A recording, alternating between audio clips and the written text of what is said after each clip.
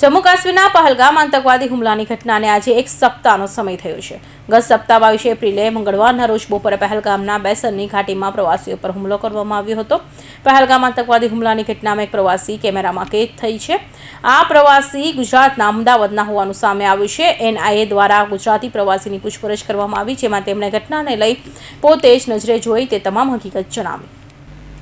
પહલગામ આતંકવાદી હુમલાના પ્રત્યક્ષદર્શી સાક્ષી ગુજરાતી પ્રવાસી ઋષિ ભટ્ટ કે જેઓ બેસરના ઘાટીમાં આકાશમાં ઝીપલાઇનિંગ કરતા હતા અને નીચે જમીન પર નરસંહાર થઈ રહ્યો હતો। ઋષિ ભટ્ટ અમદાવાદના રહેવાસી છે। આતંકી હુમલાના પ્રત્યક્ષદર્શી ઋષિ ભટ્ટે સમગ્ર ઘટનાને લઈને દુઃખ વ્યક્ત કરતા કહ્યું કે આ ઘટના સમયે અમે ત્યાં જ હતા। હું મારા પરિવાર સાથે પહલગામ ફરવા ગયો હતો। મોટાભાગના પ્રવાસીઓ બેસરને ઘાટીમાં જીપ લાઇન કરતા હોય છે, તેમ હું પણ ત્યાં ઘાટીનો આનંદ માણવા માંગતો હતો, એટલે બેસરની ઘાટીમાં જીપ લાઇનનો અનુભવ હંમેશા યાદ રહે માટે મેં તેનો વિડીયો પણ ઉતાર્યો હતો, પરંતુ જીપ લાઇનનો અનુભવ આખા જીવન માટે ઘણો દુઃખદાયક બની રહ્યો છે। જીપ લાઇન સફરની શરૂઆત કરી તેના થોડા સમયમાં નીચે બેસરના ઘાટીમાં લોકોની નાસભાગ જોઈ હું વધુ ઉપર હોવાને કારણે દ્રશ્યો સમજી શક્યો નહીં, પરંતુ જેમ જેમ હું નીચે ગયો ત્યારે ગોળીનો અવાજ આવવા લાગ્યો। મેં 2-3 એના લોકોને ત્યાં ઉભેલા પ્રવાસીઓ પર ગોળી માર કરતા જોયા, ત્યારે અંદાજ આવ્યો કે અહીં આતંકી હુમલો થયો છે। 2 જેટલા આતંકવાદીઓએ 5-6 લોકોને गोली मारी थी।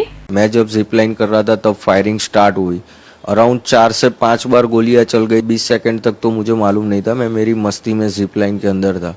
फिर मुझे मालूम पड़ा कि यहाँ पे गोलियां चल रही है, लोग नीचे मर रहे हैं। मैंने देखा 5-6 लोगों को गोलियां लग गई है। 20 सेकंड के बाद अराउंड पता चला कि यहाँ पे आतंकी हमला हुआ है। वो अल्लाहू अकबर ऐसे 3 बार बोला और फिर फायरिंग स्टार्ट हुई। मेरी वाइफ और लड़का नीचे चिल्ला रहे थे। मैं थोड़ा नज़दीक पहुंचा, मैं बेल्ट खोल के कूद गया।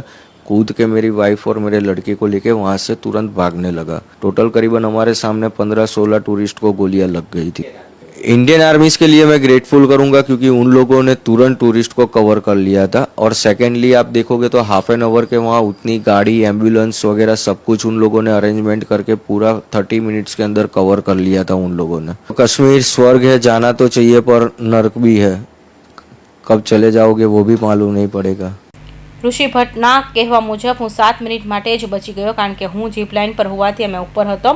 જો હું જીપ લાઇન પૂર્ણ કરી નીચે પહોંચ્યો હોત તો હું પણ આતંકવાદીઓની ગોળીનો શિકાર થયો હોત। વધુમાં તેમણે કહ્યું કે બેસરની ઘાટીમાં લગભગ 2 જેટલા લોકો પ્રવાસીઓને ગોળીબાર કરી રહ્યા હતા, જ્યારે અન્ય કેટલાક આતંકવાદીઓ ઝાડીઓમાં છુપાયેલા હતા। તેમણે કહ્યું કે આ હુમલામાં 5 થી 6 આતંકવાદીઓ સામેલ હોવાનો અંદાજ છે। પહલગામ હુમલા પછી સુરક્ષા દળોની હાજરી લઈ પ્રશ્નો ઉઠ્યા હતા કે આ સમયે સુરક્ષા દળો ક્યાં હતા। આ અંગે ઋષિએ જણાવ્યું કે હુમલા દરમિયાન સેના ત્યાં હાજર ન હોવા છતાં પોલીસ કર્મીઓ ત્યાં હતા। તેમણે એમ પણ કહ્યું કે હુમલાના 20 મિનિટ પછી સેનાએ બધા પ્રવાસીઓને સુરક્ષિત કરી લીધા હતા। કૌશિક પટેલનો report, Hind TV news, Surat.